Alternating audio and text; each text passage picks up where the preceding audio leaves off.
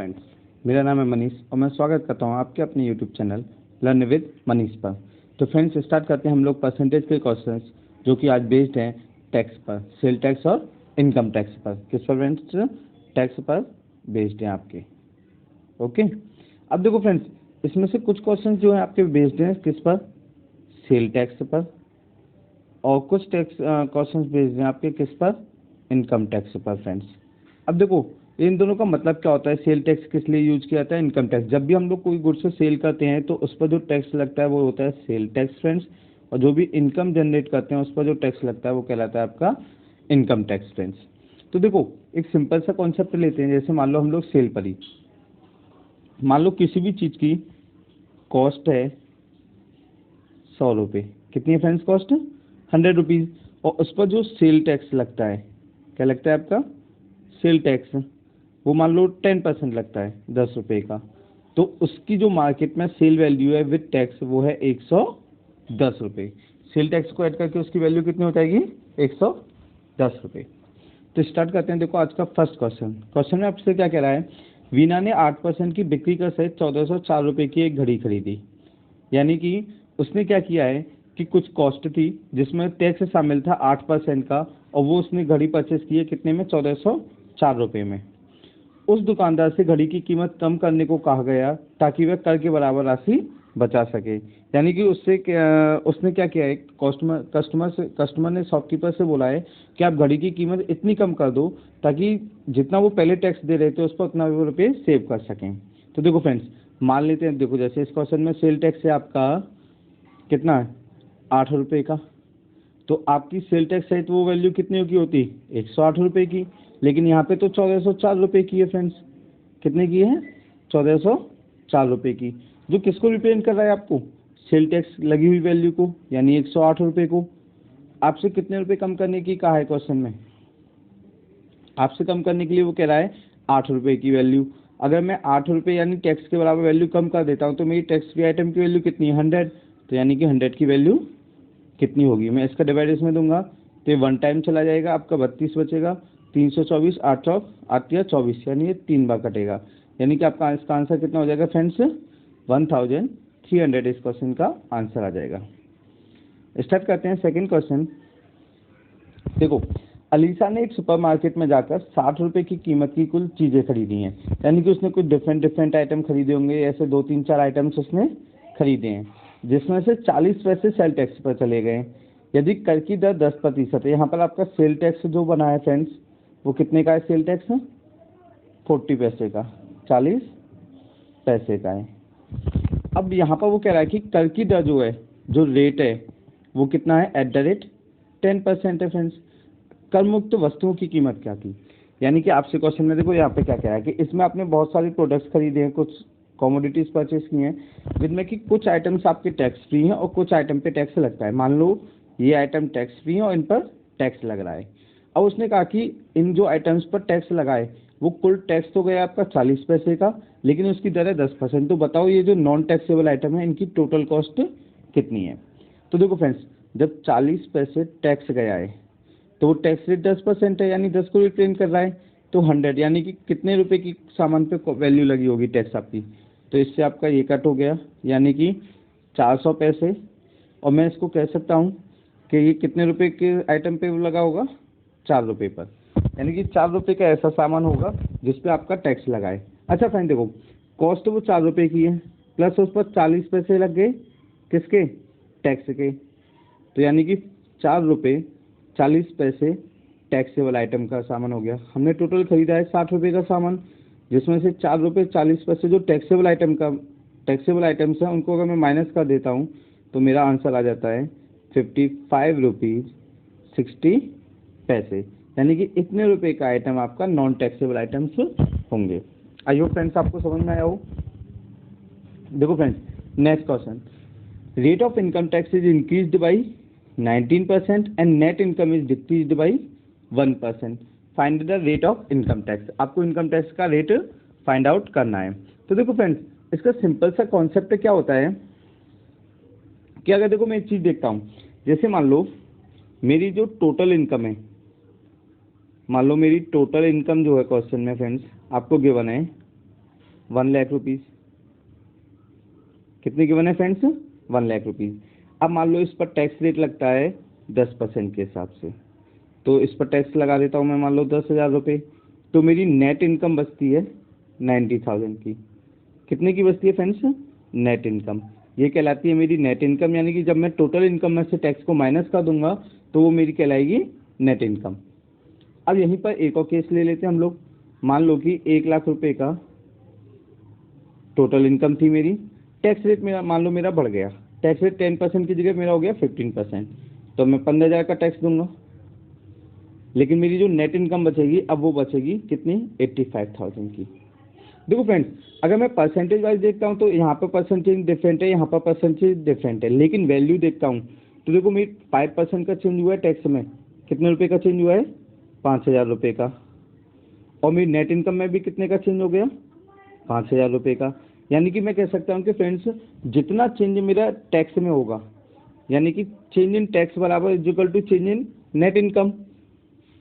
तो देखो फ्रेंड्स, आपका जो इनकम टैक्स है, आपका जो इनकम टैक्स है उसमें कितने का चेंज हुआ है? 19% का, जो कि बराबर होगा किसके के? किसके बराबर होगा फ्रेंड्स? आपके नेट इनकम के 1% के बराबर। तो देखो फ्रेंड्स, परसेंट से आपका ये परसेंट कट हो जाएगा। मैं यहाँ पर कह सकता हूँ कि income tax upon net income is equal to मेरा 1/19 आ जाएगा। इसका मतलब क्या है? मेरे का 1 रुपये का इनकम टैक्स है, नेट इनकम 20 रुपये की है। तो फ्रेंड्स, मेरी टोटल इनकम कितने की होगी? मेरी टोटल इनकम यहाँ पर होगी कितने की? 20 रुपये की, क्योंकि 1 रुपये का मेरा इनकम टैक्स पे कर रहा हूँ। इनकम टैक्स पे करने के बाद में जो नेट इनकम बच रही है फ्रेंड्स, वो कितनी है? 20 रुपये की। आपसे पूछा कि आयकर की दर क्या कीजिए, दर कितनी है? तो देखो फ्रेंड्स, 1 रुपये आय इनकम टैक्स पे कर रहे हैं, इसका दर पूछ रहा है तो 100 का मल्टीप्लाई करेंगे और डिवाइड कंपेयर किससे करेंगे हम लोग? टोटल इनकम पे इनकम टैक्स देते हैं, यानी 20 से। तो ये इससे कट हो रहा है कितने टाइम? 5 टाइम। यानी कि कितना है इसका आंसर फ्रेंड्स? 5%। इनकम टैक्स की दर कितनी है फ्रेंड्स? 5%। तो हम लोग इसका सिंपल सा फॉर्मूला बना सकते हैं कि इनकम टैक्स में जो भी चेंजेस होगा वो नेट इनकम के चेंजेस के बराबर होगा, और हम लोग रेशियो की कंपेयरिंग कर सकते हैं।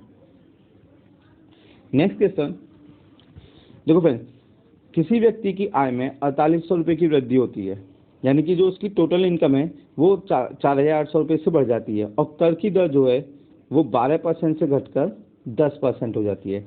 देकर पहले की तरह ही है, यानी कि जो इनकम टैक्स है, यानी कि मैं कह सकता हूँ फ्रेंड्स कि जो मेरा इनकम टैक्स है, इनकम टैक्स दोनों केसेस में बराबर है। मेरा इनकम टैक्स जितना पहले था इनकम टैक्स अभी भी उतना ही है मेरा इनकम टैक्स। तो देखो फ्रेंड्स, इसमें करना क्या है आपको कि, और वो ये कह रहा है कि यदि दोनों कंडीशन में 20% आय कर मुक्त है। अच्छा फ्रेंड्स, अगर 20% इनकम कर मुक्त है तो कितने पर हम लोग टैक्स देंगे?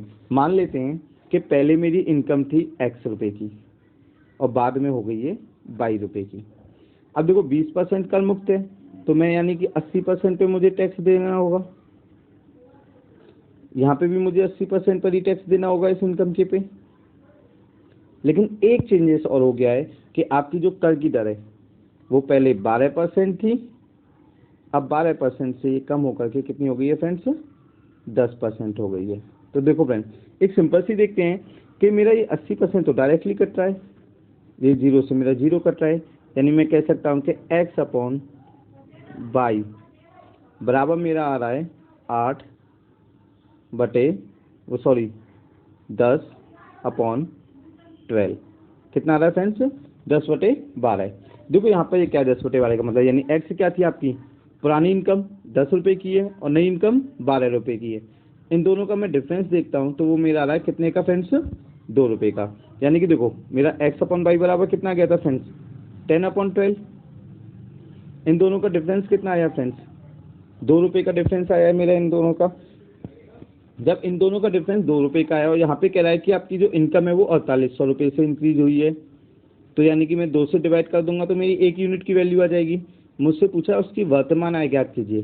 पहले X थी और अब Y हो रही है, तो मैं क्या करूँगा, इसमें 10 का मल्टीप्लाई कर लूँगा तो मेरी पुरानी इनकम आ जाएगी, और मुझसे वर्तमान पूछा है तो मैं इसमें 12 का मल्टीप्लाई कर लूँगा।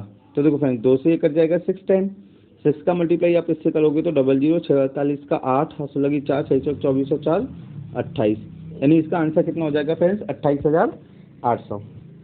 इस टाइप के क्वेश्चंस को करने का एक और सिंपल हमारा फॉर्मूला बन सकता है फ्रेंड्स। देखो कैसे हम बहुत शॉर्ट ट्रिक में इसको कर सकते हैं। पहला तो आपको ये देखना है कि अगर दोनों स्थिति में आयकर मुक्त इक्वल हो तो आपको कुछ भी करने की जरूरत नहीं है, सिंपल तरीके से करो।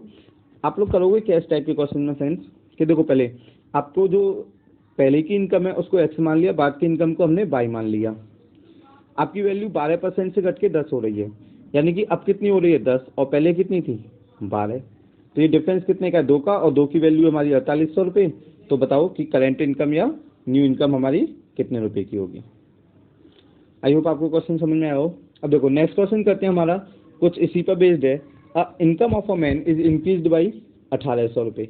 एक आदमी की इनकम जो है वो 1800 रुपये से आपकी इंक्रीज हो जाती है।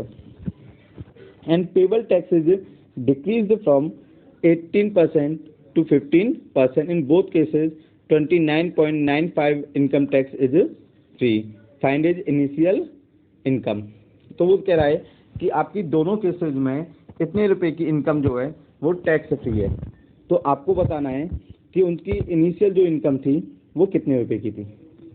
तो देखो फ्रेंड्स इसमें थोड़ा वो मिस हो गया, ये रुपये नहीं है ये परसेंटेज है फ्रेंड्स। क्या है ये परसेंटेज। तो हम लोग दोबारा से वही कर लेते हैं क्वेश्चन। तो देखो पुरानी इनकम एक्स, नई इनकम बाई, टैक्स चेंज होके कितना हो रहा है अब 15। पहले कितना था 18 रुपये। कितने का इंक्रीजमेंट आया टैक्स में टोटल इनकम में फ्रेंड्स, सॉरी 3 रुपये का आया है। अब देखो जब 3 रुपये का चेंज आया है, वैसे हमारा चेंज है 1800 रुपये का। ये 3 किसको रिप्रेजेंट कर रहा है 1800 को। तो मेरी आपसे पूछा क्या है प्रारंभिक आय, प्रारंभिक आय कितनी थी फ्रेंड्स एक्स। तो यानी कि 15 रुपये की वैल्यू कितनी होगी 3 छिंग 18 और 15 छिक्की 90, यानी कि 9000। तो देखा फ्रेंड्स आपने कितना इजीली हम लोग इस क्वेश्चन को कर सकते हैं। इस टाइप के क्वेश्चन को स्टार्ट करते हैं आज की क्लास का नेक्स्ट क्वेश्चन। देखो इस क्वेश्चन में क्या कह रहा है आपसे friends, income of a person decreased bye 3000 rupees and rate of income tax increased from 15% to 18%। The ratio of paid tax, यानी कि जो अब यहाँ पर पेड टैक्स का रेशियो आपको गिवन है कि वो कितना है 3:2 और 26.5% income is tax free. Again question में देखो जब दोनों केसेज में अगर आपकी जो इनकम है वो इक्वल फ्री हो तो हमें उससे कोई मतलब नहीं है, आप उसको बिल्कुल इग्नोर कर दो। तो देखो फ्रेंड माना कि पुरानी आय आपकी है, ओल्ड इनकम जो है वो एक्स है और बाद की इनकम जो है वो है बाई। आप लोग पहले जो टैक्स दे रहे थे वो 15% का था और उसके बाद में जो आप टैक्स पे कर रहे हो वो है आपका 18% का फ्रेंड्स। कितना है 18% का। लेकिन इनका जो टैक्स पेड कर रहे हो इनका रेशियो फ्रेंड्स के बने आपको 3:2 के बने। तो देखो फ्रेंड्स ये परसेंटेज से परसेंटेज आपका कट हो जाएगा। अगर मैं इसको 15 और 18 को इस साइड में ले जाता हूँ तो मेरा ये क्या हो जाएगा friends x/y is equal to 3:2 के बने मुझे। अगर मैं 15 और 18 को इधर ले जाऊंगा तो मेरे क्या हो जाएगा फ्रेंड्स 18/15। इससे कट करूंगा इसको 5 टाइम हो जाएगा, ये इससे 9 टाइम कट हो जाएगा, यानी कि x/y इज इक्वल टू मेरा आ गया 9/5। यानी कि मेरा देखो यहाँ पर क्वेश्चन में कह रहा है कि 3000 रुपये का डिक्रीजमेंट हो रहा है। कितने का डिक्रीजमेंट हो रहा है फ्रेंड्स 3000 का। लेकिन मेरा रेशियो में कितना कम आ रहा है 4 रुपये का। कितने का 4 का। तो 4 से डिवाइड कर दूंगा, 1 यूनिट की वैल्यू आ जाएगी। मुझसे पूछी गई है प्रारंभिक आय ज्ञात कीजिए फ्रेंड्स। तो प्रारंभिक आय की वैल्यू कितनी थी 9 यूनिट। तो 4 से इसको डिवाइड करूंगा, 4 सत्ते 28, 4 पंजे 20, ये आ जाएगा 750 और 750 का मल्टीप्लाई इससे करूंगा तो मैं 0, 9 पंजे 45 का 5, 7 लगी 4, 9 7 63 और 4 67, यानी कि कितनी वैल्यू आ जाएगी फ्रेंड्स मेरी 6750 रुपये इसकी वैल्यू आ जाएगी। स्टार्ट करते हैं फ्रेंड्स आज की क्लास का हम लोग लास्ट क्वेश्चन। देखो बहुत सिंपल है। विशाल एक दुकान पर 2568 रुपये की लागत वाला रेडियो खरीदने आता है। अगर बिक्री कर की दर 7% है, वह बिक्री कर की दर कितनी है फ्रेंड्स यहाँ पर 7%। वह दुकानदार को रेडियो की कीमत इस हद तक कम करने के लिए कहता है कि उसकी बिक्री कर सहित 2568 रुपये का उसको भुगतान करना पड़े। तो रेडियो की कीमत में आपको डिक्रीजमेंट की वैल्यू आपको बतानी है कि रेडियो की कीमत में हम लोग कितने रुपए की वैल्यू कम कर सकते हैं। तो देखो फ्रेंड्स, अगर मैं मान लो 2568 रुपये की वो चाला है, तो वो अब देखो 2568 रुपये उसकी क्या है फ्रेंड्स, कॉस्ट है। अब 2568 रुपये कॉस्ट है और वो ये कह रहा है कि सेल टैक्स की वैल्यू सब है, दुकानदार को वीडियो की कीमत इस हद तक कम करने के लिए कहता है कि उसे बिक्री कर सकते एक 2568 रुपये पे करने पड़े। तो देखो फ्रेंड्स, अगर मैं मान लो कोई चीज़ 100 रुपये की लेता, 7 रुपये उस पर टैक्स देता, तो मुझे कितने रुपए पे करने पड़ते, 107 रुपये पे करने पड़ते। अब वो क्या कह रहा है क्वेश्चन आपसे कि आप 2568 रुपये रख लो और इसी में टैक्स शामिल कर लो, तो बताओ उसे कितनी कम करनी पड़ेगी। यानी 2568 मेरा किसको रिप्रेजेंट कर रहा है, 107 को रिप्रेजेंट करना है। मुझे वैल्यू कितने की चाहिए फ्रेंड्स, 100 की, यानी टोटल कॉस्ट कितने की आएगी। तो मैं 107 से इसको डिवाइड करूंगा, 2 बार जाएगा, 7 दूनी 14, आपका बच जाएगा फ्रेंड्स ये, आप इससे डिवाइड करके देख लीजिए। आप इसको 107 दुनिया आपका आ जाएगा 214, आपका आ जाएगा ये 42, 28, 7 चौक 28, 4 टाइम ये आपका डिवाइड हो जाएगा, यानी 24 इंटू 100, यानी कि 2400 रुपये आपकी टोटल वैल्यू आ जाएगी। यानी कि फ्रेंड्स आपकी बिक्री, अगर आप उसको कितने रुपए की आपको वैल्यू कम करनी पड़ेगी, उसमें से आपको फ्रेंड्स 2400 रुपये की बेचनी पड़ेगी। अब आपको पहले 2568 की बेच रहे थे, तो आपको कितने रुपए की वैल्यू कम करनी होगी, इसमें 168 रुपये की आपको यहाँ पर वैल्यू इसकी कम करनी होगी। आई होप फ्रेंड्स आपको ये क्वेश्चन समझ में आए हों। अगर आपको ये वीडियो पसंद आया हो तो प्लीज़ चैनल को सब्सक्राइब करना ना भूलें। Thank you friends.